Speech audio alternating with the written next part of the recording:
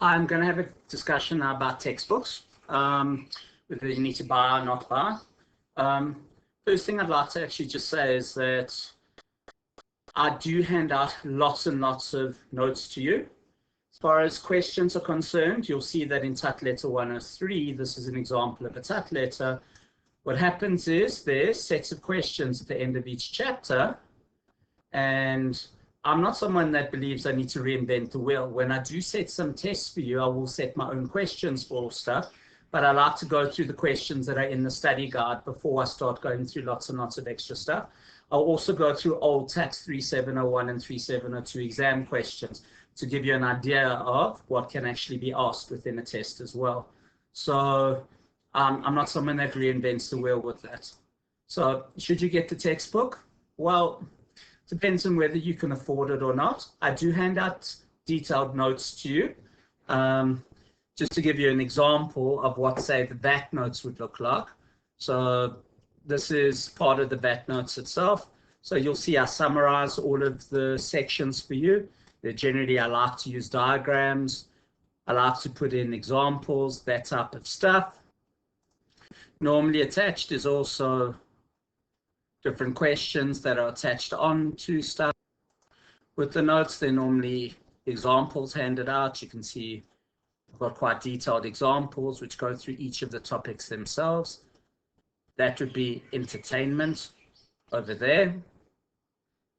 And these would be the questions on entertainment that you can use while you're studying before you do. This would be the notes, the one-page summary of entertainment, and one-page summary for cars. Cars I've got 2 pages for, 3 pages. Or it depends how long it takes. Disposal of goods, importation of goods, summaries for everything. So what I normally say with notes is try my class notes, see whether you like them or not. Okay. If you feel you need the textbook, go buy the textbook. Okay, there is a great textbook. So it's up to you whether you want to actually go through and do it. But I do provide you with summaries for everything. And the summaries are sufficient for postgraduate students to actually pass their exams, generally. A lot of students actually just use that. So it's up to you as to whether you want to use these things for textbooks or not. In TUT letter 101, there's just a little thing here that shows you how your marks made up for the year. Assignment 1 counts 10% of your year mark. Now your year mark counts 30% of your final mark. So essentially assignment 1 counts 3% of your year mark. So test 1, you're going to write a test in the middle of the year. It's normally a 100 marker. What happened last year was they actually handed it out to you guys, and you're given a couple of days to actually go through and actually do it. So that will count 21% of your year mark, 70% of your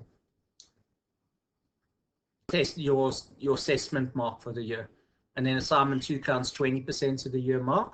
I don't do these for you. I will actually facilitate them. I will also might show you similar questions and hand out stuff like that. But this is for you guys to do. But I will definitely facilitate and make sure you know what's actually going on with them. I do not do assignments for you. Assignment 3 is the self-assessment. It's normally last year's exam. And the examination counts 70% of your final mark. And there are no sub-minimum requirements for your exam admission. So I will try to get as high a mark as possible so that, I mean, if you could get 21 to 24 out of 30 for the paper, what would happen is something along these lines. So if you can get 21 out of 30, you only need 29 to pass your year-end exam out of 70. And that would actually be 41% to pass your year-end exam. If you can somehow get 24 for the stuff, you would only need 26 to pass, and that would only be 37%. So I suggest you try to do as well as you can within these papers. It would be a nice thing. I was top students in my year. I was a VIT student, and it was so nice going into year-end exams at VITs, actually only needing 28% to pass. It actually really, really makes your life a lot easier to actually do stuff. So and you're totally relaxed with that. And with my facilitation and help, I think you could easily get 80% for your work that you need to do. Okay. The final thing is, it just says sub minimum of 40% for the exam. So you still need to get 40% for your final exam to pass the course itself. Okay. Also, this is also included in Tut Letter 101. These are the documents that they'll give you.